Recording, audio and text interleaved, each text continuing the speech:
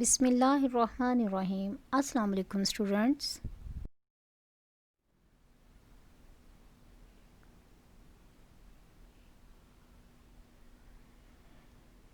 What is percentage composition? The relative amount of each element in a compound are expressed as the percentage composition. Mostly when we use the word percentage, we say that it is out of the 100.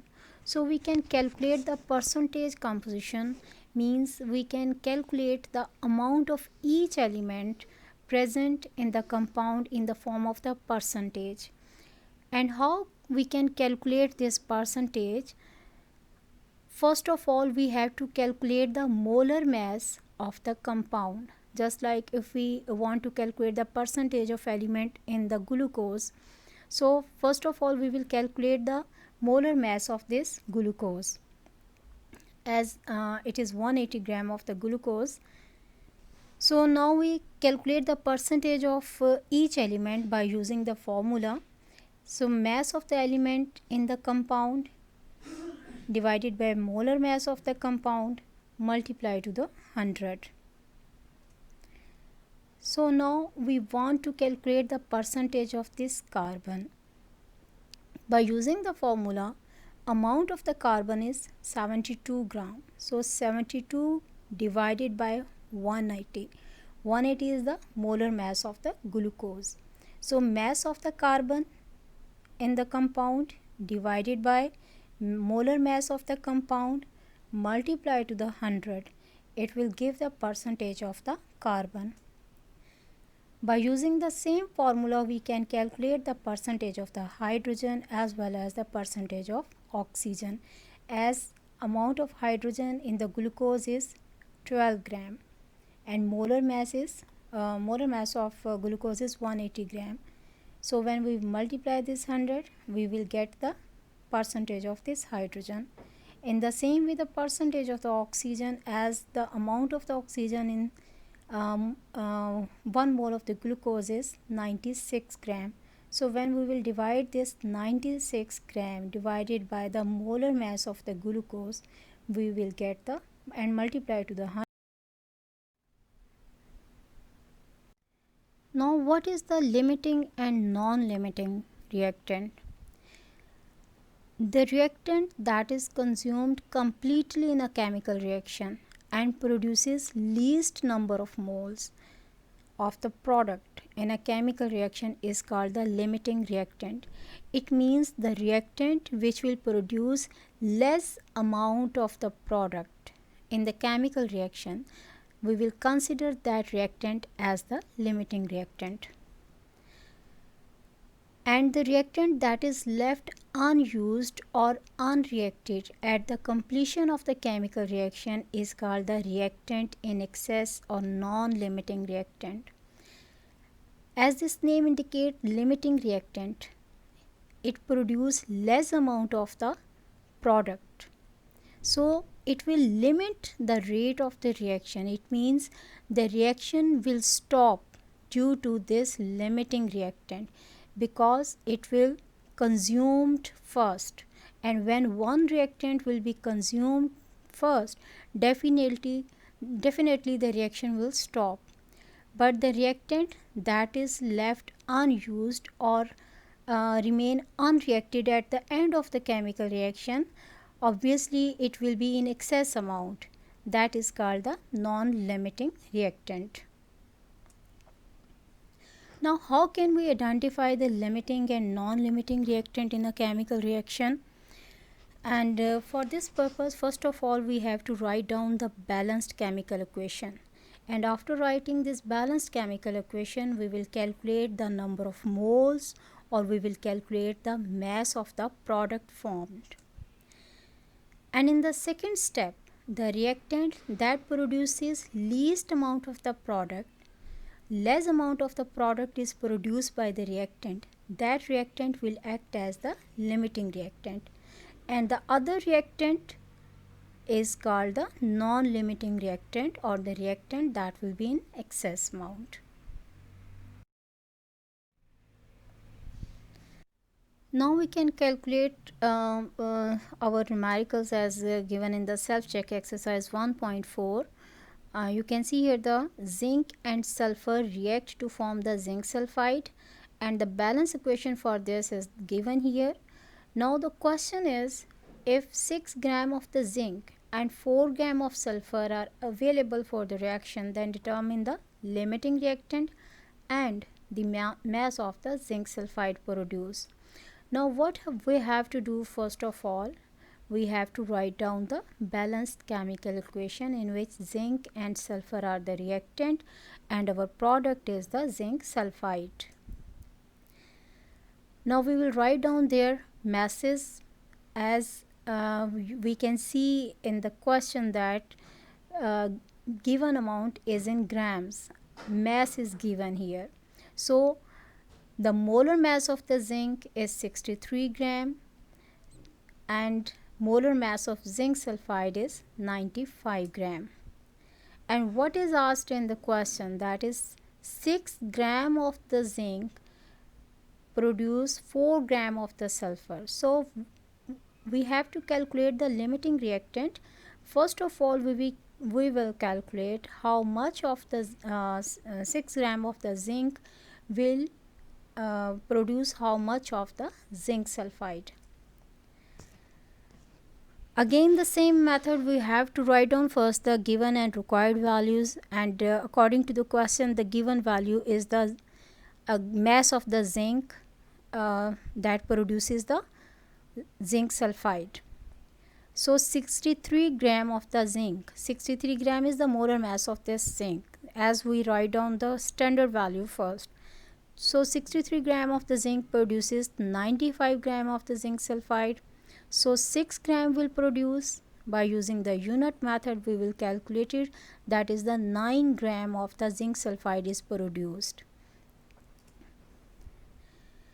Now it was calculated that how much zinc sulfide is produced by this zinc. Now we have to calculate how much of the zinc sulfide is produced from this sulfur, as sulfur is our other reactant. So molar mass of the sulfur is 32 gram. So 32, this balance equation shows that 32 gram of the sulfur produces 95 gram of the zinc sulfide. So 4 gram of the sulfur will produce how much of the zinc sulfide. We will calculate this by using the given and required as we have done here. So after calculating this, we get that 11 gram of zinc sulfide is produced from the sulfur. Now we will compare both these values, that zinc sulfide produced by the sulfur and zinc sulfide produced by this zinc. We can see that zinc producing the 9 gram of the zinc sulfide, while sulfur is producing the 11 gram of the zinc sulfide. As this zinc produce less amount of the zinc sulfide, it means this zinc will act as the limiting reactant in this reaction. Zinc is producing less amount of zinc sulfide, so this zinc is our limiting reactant, and the other reactant sulfur, it is producing more amount of the zinc sulfide, so it will act as the non-limiting reactant.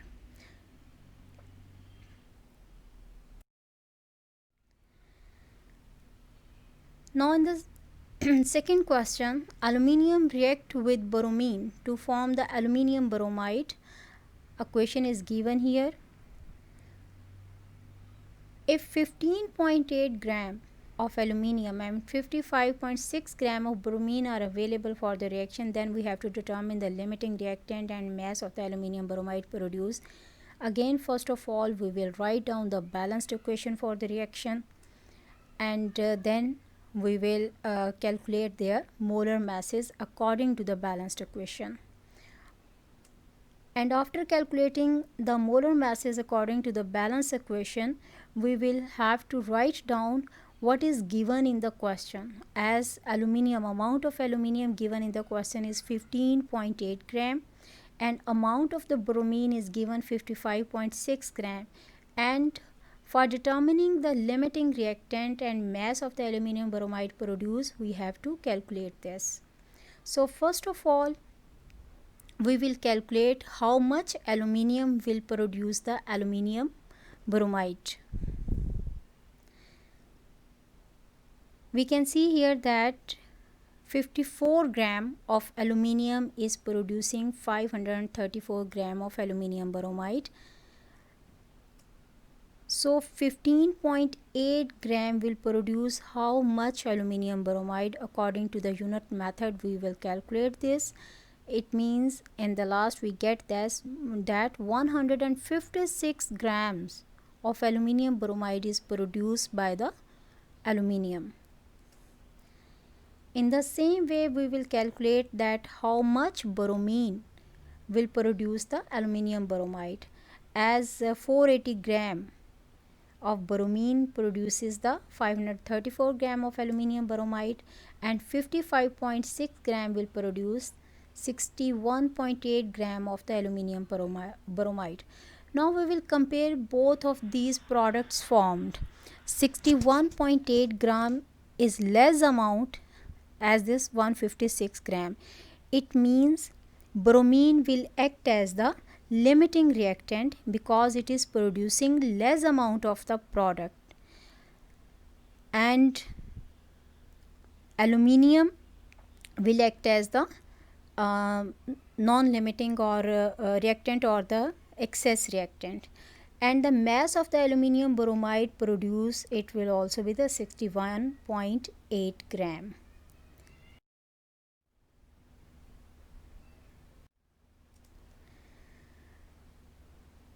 Now, how can we calculate the amount of excess reactant that left unreacted? Again, for this to calculate, we will write down the balanced equation, and in the next step, what is given and what is required here.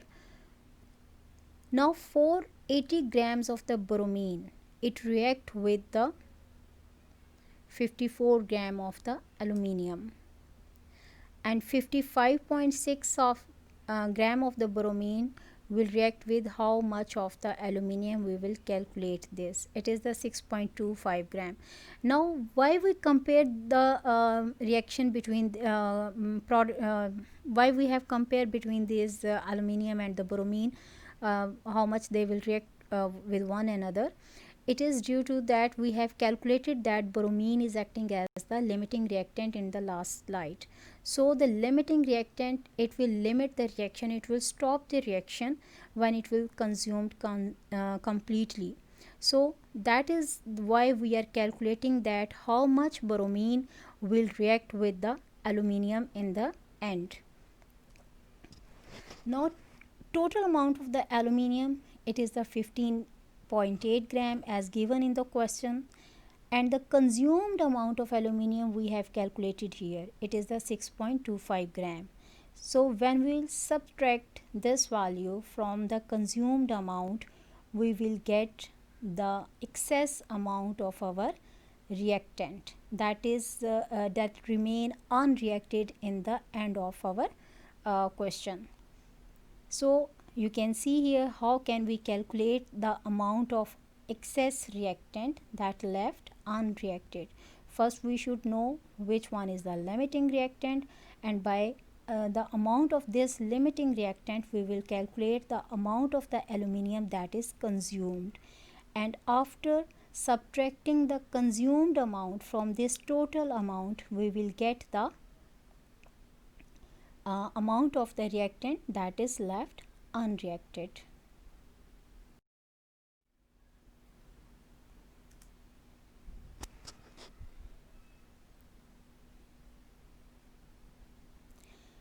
Now, what is the theoretical yield or the actual yield? So the quantity of the product calculated from the balanced chemical equation is called the theoretical yield, and the quantity of the product that is actually produced, that is called the actual yield.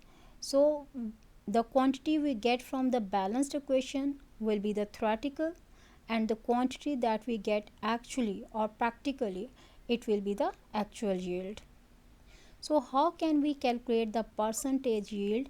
By using the formula actual yield divided by the theoretical yield multiplied to the 100. We will get the percentage yield. Mostly the actual yield is always less than the theoretical yield. There are the number of the reasons for this. Few are given here. One is the side reaction may produce the byproduct. When byproducts are produced during some chemical reaction, definitely our required product will be less. In the same way, some reactions are reversible.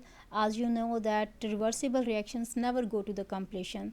They never completely transform into the product. That is the reason a lot of our theoretical yield actual yield is always less than this theoretical yield due to these reversible reactions. And the third reason is the mechanical loss take place during the experiment, just like due to the filtration, distillation, separation, washing or crystallization processes take place during some experiments, and during these our yield may also be lost. And the last reason, it is the inexperienced handling or the careless working of the worker. It is also a cause of the less yield. Now the self-check exercise 1.5, at the question is, what is the theoretical yield of ethanol available from 10 gram of glucose? The balanced equation for the reaction is given here. From this balanced equation we can calculate as 180 gram of the glucose, molar mass of this glucose, and 92 gram of ethanol is produced. So in the question it is given 10 gram of glucose. So if 10 gram of glucose is available, then what will be the theoretical yield? So 10 gram glucose will produce how much of the ethanol? We will calculate this first as by using the unit method. First value we will write down the standard value, and then we will calculate this required this amount. And it is a 5.11 gram of alcohol is produced from this 180 gram from this 10 gram of the glucose. And second part is if in a particular experiment 10 gram of glucose produces 0.664 gram of ethanol, what is the percentage yield? Here we have to calculate the percentage yield. So in this we will put the formula, that is the percentage yield, actual yield divided by the theoretical yield multiplied to the 100. So the actual yield, that is given here 0.664 is given in this question. It is our actual yield. And theoretical yield, as we have calculated from the balanced chemical equation, it is 5.11. So actual yield divided by the theoretical yield multiplied to the 100, it will give our percentage yield.